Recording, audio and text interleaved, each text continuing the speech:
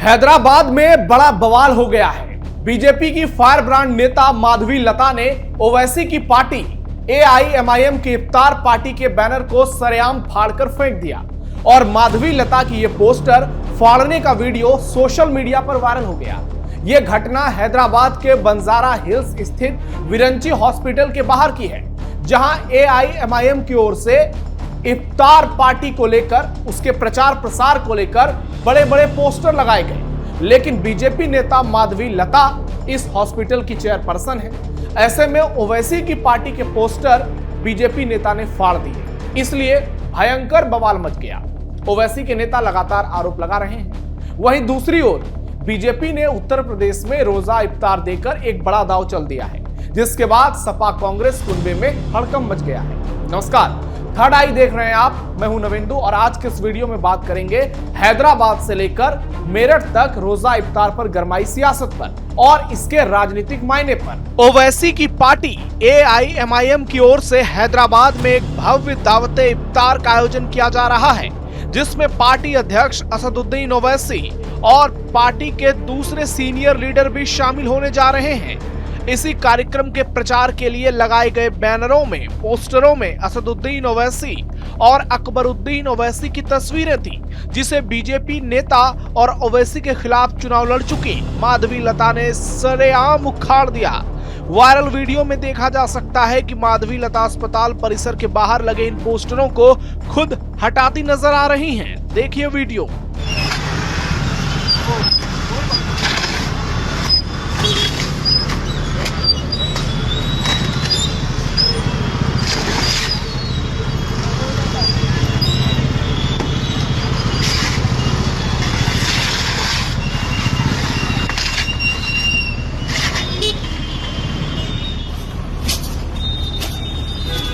रमजान में इफ्तार को खाना किसको खिलाते? गरीबों को खिलाना।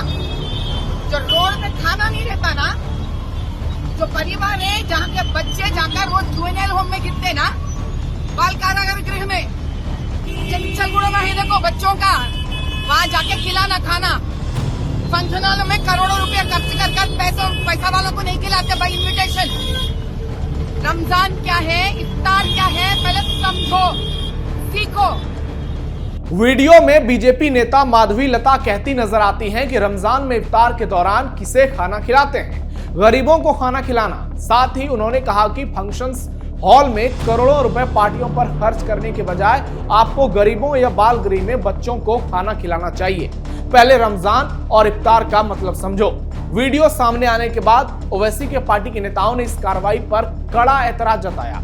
स्थानीय विधायक माजिद हुसैन समेत पार्टी के कई नेताओं ने इस घटना पर प्रतिक्रिया दी और इसकी कड़ी आलोचना की। सुनिए। हमारे इफ्तार पार्टियों के ऊपर उंगली उठाते हैं। अरे ये कोई हमारी जाती पार्टी नहीं है, ये इफ्तार की दावत है, जहां हम ये जो तैयारी कर रहे हैं अल्लाह की रजा के लिए तैयारी कर रहे हैं और उसकी आमद के लिए ये जोश और खुरूज से काम कर रहे हैं। जो अल्लाह की रजा के लिए रोज़ा रहता है और जो अल्लाह की रजा के लिए रोज़ा रख रहा है और उसके रोज़े खुलाने के लिए अगर हमें और लुटना पड़े लुटेंगे और इनके दूसरों के साथों पे सांपा लुटना है लुटाएंगे, मगर हम हमारे रोज़े को बड़ी जोश और खरूर से मनाएंगे और इंशाअल्लाह ताला नामपल्ली की सरजमीन से ये पैगाम देंगे कि हम यहाँ पर एक अजीम और शान इफ्तार की दावत रखे हैं, जहाँ पे हर कोई यहाँ पे इनवाइटेड है, हर किसी को दावत है, अमीर को दावत है, गरीब को दावत है और यहाँ पर इंशाल्लाह एक बड़ी अजीम पैमाने पे मजलिस इत्तेहादुल मुस्लिमीन के लिए की जानिब से इफ्तार की दावत रखी गई है।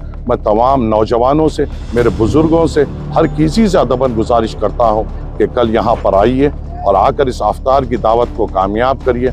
और कुछ शरपसंद लोग जो आज एक तोहमत और कुछ अफसाना करने की कोशिश करें, उनको कल हम अपने सरों के समंदरों से जवाब देंगे, उनको हम अपनी ज़बानों से जवाब नहीं देंगे, हमारे इत्तेहाद से जवाब देंगे। और मुझे यकीन है कल ईदगाह से एक अजीम व शान इत्तेहाद की दुआ होगी और इस दुआ में आप और हम आमीन कहेंगे इंशाअल्लाह ताला। इस घटना के बाद हैदराबाद में बीजेपी और एमआईएम के बीच जुबानी जंग तेज हो गई है।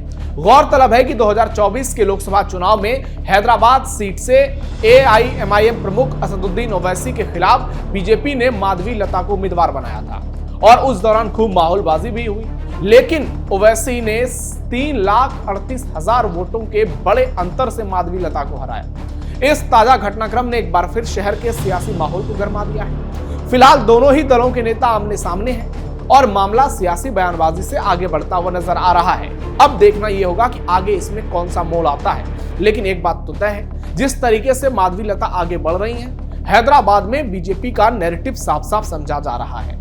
पश्चिमी यूपी में बीजेपी के इफ्तार से सपा में हड़कंप। भारतीय जनता पार्टी ने 2027 के विधानसभा चुनाव के मद्देनजर पश्चिमी उत्तर प्रदेश में अपनी नई राजनीतिक रणनीति पर काम करना शुरू कर दिया है। इसी क्रम में मेरठ के किठौर क्षेत्र के कायस्थबड़ा गांव में बीजेपी अल्पसंख्यक मोर्चा के द्वारा एक रोजा इफ्तार का आयोजन किया गया। यह कार्यक्रम बीजेपी के कुंवर बासित अली की अगुवाई में किया गया, जो अल्पसंख्यक प्रकोष्ठ के अध्यक्ष हैं। इसमें बड़ी संख्या में स्थानीय लोग और पार्टी के नेता शामिल हुए।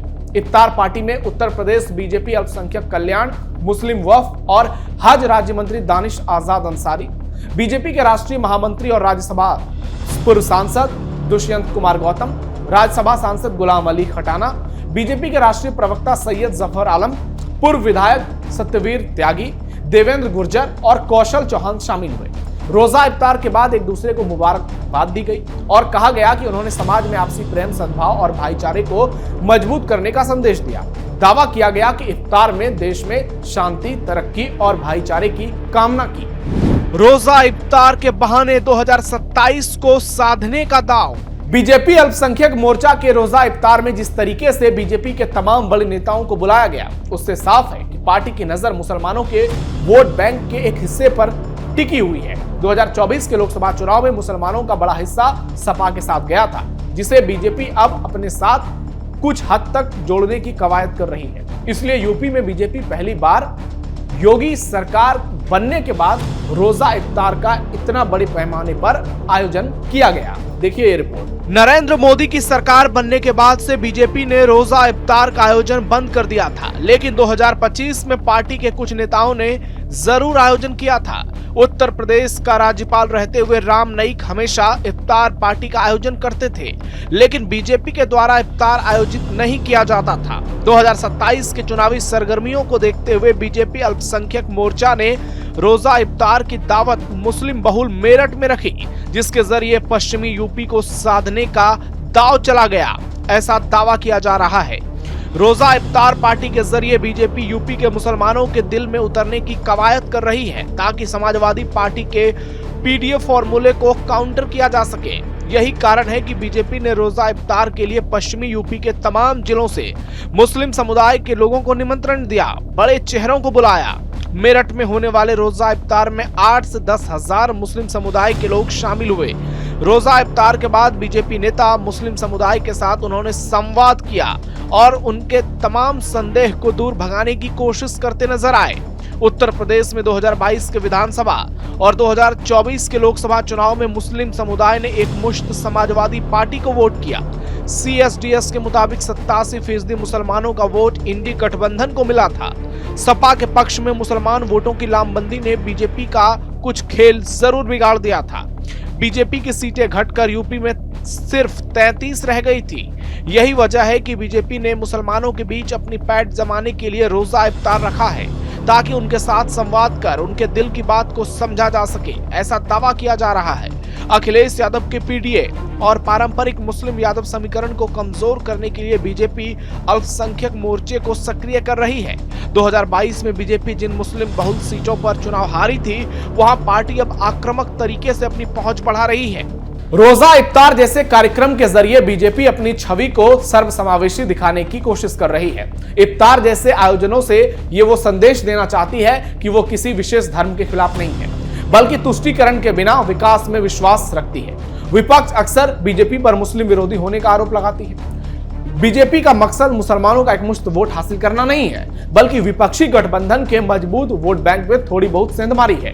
ऐसे में अगर बीजेपी 5 से 10% मुस्लिम वोट भी अपनी तरफ खींच लेती है, तो 2027 में समाजवादी पार्टी के लिए मुश्किल हो सकती है, क्योंकि बहुत सारे सियासी दांवपेच देखने को मिल रहे हैं। ऐसे में मुसलमानों का एक छोटा सा तबका भी अगर प्रदेश के 25% सीटों पर प्रभाव डालता है तो ये समाजवादी पार्टी के लिए नुकसानदायक हो सकता है, ये कांग्रेस पार्टी के लिए नुकसानदायक हो सकता है। इसलिए ये कोई बहुत बड़े पैमाने पर बीजेपी की ओर से आयोजन नहीं किया गया था, ये अल्पसंख्यक प्रकोष्ठ की ओर से आयोजन किया गया था।